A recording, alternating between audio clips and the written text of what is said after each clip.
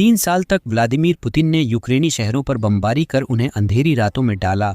अब रूस में भी बत्तियां बुझ गई हैं।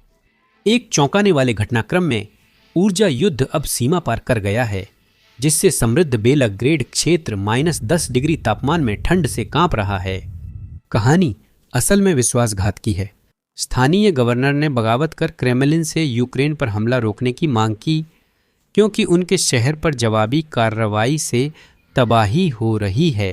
पुतिन इस बयान को लेकर अपना आपा खो रहे हैं और वह गवर्नर को रूस का गद्दार कह रहे हैं। यह एक युद्ध की क्रूर सच्चाई है जो आखिरकार घर तक आ पहुंची है।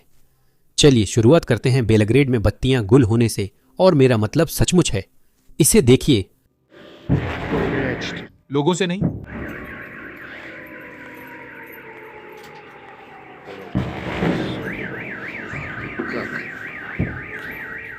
युद्ध से पहले बेलग्रेड रूस की सफल कहानियों में से एक था।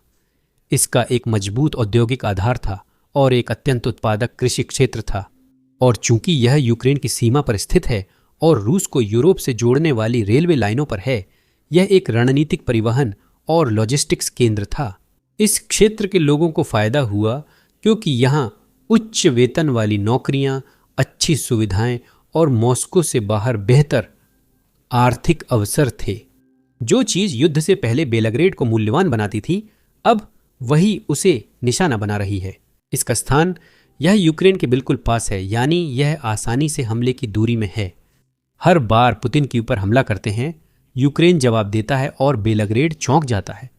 पिछले 2 महीनों से यूक्रेन ने बेलग्रेड के बुनियादी ढांचे, पावर प्लांट्स, हीटिंग सुविधाओं और ऊर्जा प्रणालियों पर व्यवस्थित रूप से हमले किए हैं। इस क्षेत्र में लाखों लोगों के पास बिजली या हीटिंग नहीं है। सर्दियों के बीच में तापमान नियमित रूप से -10 डिग्री सेल्सियस या लगभग 10 डिग्री फ़ारेनहाइट तक पहुंच रहा है, और लोग हर दिन बिजली कटौती का सामना कर रहे हैं। जब बिजली चली जाती है तो यह कुछ ऐसा दिखता है। हमें इसकी कोई परवाह नहीं है। ओहो। कुछ अपार्टमेंट्स में रेडिएटर्स जो इमारत को गर्म रखने के लिए होते हैं, वे सचमुच जमकर ठोस हो गए हैं। पाइपों में पानी बर्फ बन रहा है और स्थानीय ब्लॉगर्स वीडियो पोस्ट कर रहे हैं कि सब कुछ बहुत खराब है और यहाँ रहना नामुमकिन है। संक्षेप में मैंने आखिरकार खुद पर पैसे बचाना बंद करने का फैसला किया और अपने प्यारे आप को खुश किया। मैंने अपने लिए एक ताकतवर हीटर खरीदा क्योंकि थोड़ी ठंड लग रही थी, वरना किसी तरह और भी ठंडा हो जाता।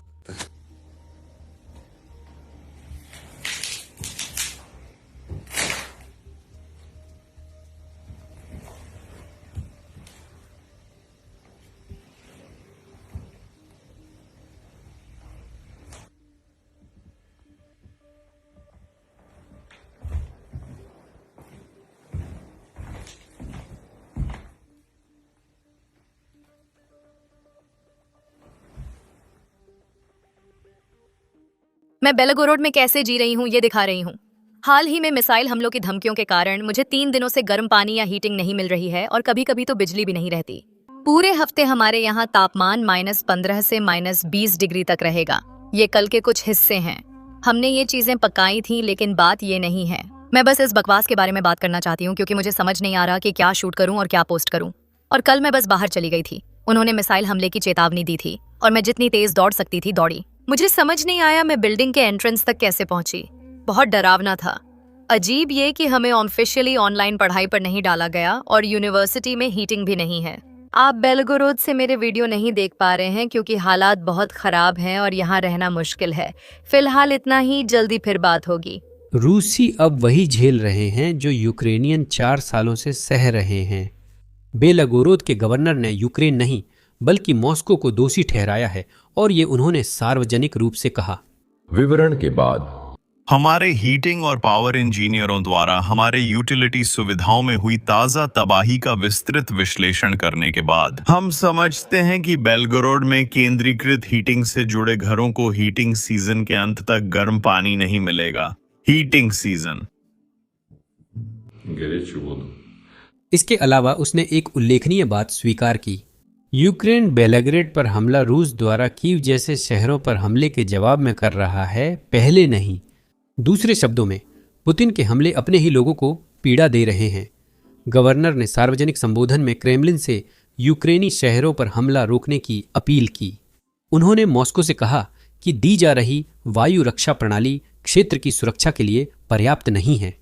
गवर्नर के इस बयान से कुछ रूसी युद्ध ब्लॉगर्स अपना आपा खो बैठे हैं। रूसी Telegram channel Kremlin snuff box ने कहा, इससे बड़ा गद्दार कोई नहीं।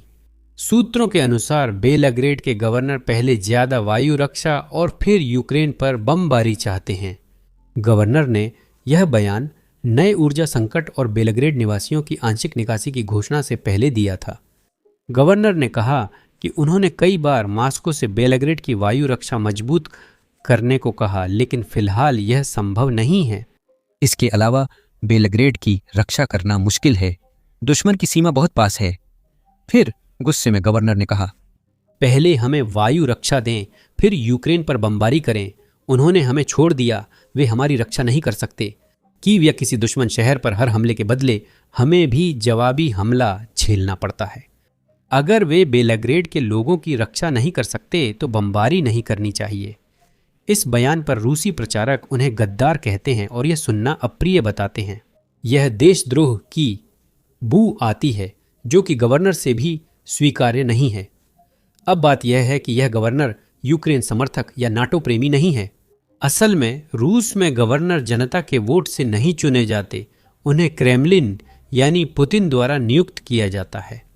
फिर भी पुतिन के प्रति आभार के बावजूद वह क्रेमलिन को ललकार रहे हैं, जो बेलग्राद में हालात की गंभीरता दर्शाता है। उनके लोग ठंड में ठिठुर रहे हैं, बिजली नहीं है और क्रेमलिन उनकी रक्षा नहीं कर रहा। उसे गद्दार कहना रेडिटर चालू नहीं करता, बिजली वापस नहीं लाता और यह रूसियों को गर्म भी नहीं रखता। स्थिति इतनी बिगड़ गई है कि राज्यपाल अब सार्वजनिक रूप से लोगों को निकालने की अपील कर रहे हैं। बुधवार को दिए बयान में उन्होंने बिजली और हीटिंग आपूर्ति की स्थिति को बेहद कठिन और गंभीर बताया और उन्होंने यह भी कहा कि क्षेत्र में स्थिति लगभग विनाशकारी है। इसी वजह से वह बच्चों वाले परिवारों से जितनी जल्दी हो सके अन्य क्षेत्रों में चले जाने की अपील कर रहे हैं और अगर संभव हो तो वह सभी लोगों से क्षेत्र छोड़ने की अपील कर रहे हैं। सोचिए, पुतिन की शुरू की जंग के कारण रूसी शहर रहने लायक नहीं रहे। अधिकारी अपने लोगों को भागने को कह रहे हैं और कई रूसी इसे द्वितीय विश्व युद्ध जैसा, नाजी आक्रमण जैसा महसूस कर रहे हैं। परिवार जबरन निकाले जा रहे हैं, शहरों पर बमबारी हो रही है, लोग भाग रहे हैं। इस बार वे विदेशी हमलावर की वजह से नहीं बल्कि पुतिन के फैसले के कारण भाग रहे हैं। सोचिए, बेलग्राद तो सिर्फ शुरुआत है। यह दिखाता है कि अगर पुतिन युद्ध नहीं रोकते तो क्या होगा। यूक्रेन मजबूत हो रहा है और ऊर्जा युद्ध और भी क्षेत्रों में फैल रहा है। पिछले हफ्ते जब यूक्रेन ने बेलग्राद के पावर प्लांट्स पर हमला किया तो उसने ब्रायन के ऊर्जा स्थलों को भी निशाना बनाया और इससे उस इलाके के आसपास के कई जिलों में बिजली गुल हो गई। और फिर ठीक आज सुबह ऊर्जा युद्ध सोची तक पहुंच गया। यह रूस का प्रमुख पर्यटन शहर है और पुतिन का पसंदीदा काला सागर स्थल भी है। पुतिन ने यहीं काला सागर तट पर अपना अरबों डॉलर का घर बनवाया है और अब उनका शहर सिर्फ पिछली रात लगभग 3 घंटे तक ड्रोन हमले की चपेट में रहा। स्थानीय निवासियों द्वारा जारी किए गए फुटेज के आधार पर ऐसा लगता है कि एक हीटिंग प्लांट भी लक्ष्यों में शामिल था। युद्ध अब घर आ रहा है। इस बार यह उसी पसंदीदा शहर में है जो रूसी ओलिगार्क्स, अभिजात्य वर्ग और वरिष्ठ अधिकारियों का है। इन सब के बावजूद रूसी प्रचार लगातार पुतिन के विनाश की मांग करता रहता है। वे शांति नहीं, समर्पण चाहते हैं। रूसी टीवी से यह क्लिप सुने। वह आदमी यूक्रेन के शांति सूत्र की बात करता है। आपका क्या मतलब है शांति सूत्र? यूक्रेन के लिए केवल एक ही शांति सूत्र है, यूक्रेन को एक देश के रूप में समाप्त करना। यही एकमात्र शांति सूत्र है जो उस शानदार अद्भुत भूमि में शांति की गारंटी देता है जिसे कभी यूक्रेन कहा जाता था।